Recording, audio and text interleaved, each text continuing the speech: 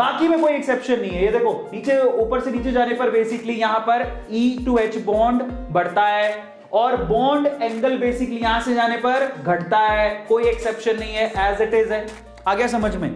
तो यहां पर सबसे ज्यादा बढ़िया वाला जो क्वेश्चन है वो कहां से पूछा जाता है? वो बॉइलिंग पॉइंट से पूछा जाता है। बॉइलिंग पॉइंट ये वाला जो पर्टिकुलर टेबल वाला ये जो हिस्सा है बेसिकली, डेटा याद नहीं करना, आपको ये ऑर्डर पता होना चाहिए। This order is really very important. किस किस को समझ में आ गया कि मुझे समझ में आया कि बेसिकली मुझे पढ़ना क्या है? किस किस को समझ में आ गया?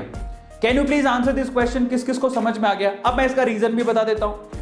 नाइट्रोजन बेसिकली क्योंकि हाइड्रोजन बॉन्ड बना सकता है, वैसे जाने पर ऊपर से नीचे जाने पर बॉइलिंग पॉइंट बेसिकली क्या होता है? इंक्रीज होता है। लेकिन नाइट्रोजन वाला अचानक से क्यों पड़ गया? क्योंकि ये हाइड्रोजन बॉन्ड बना सकता है, तो इसीलिए तीसरे नंबर पर आ गया घुस के। समझ में आया?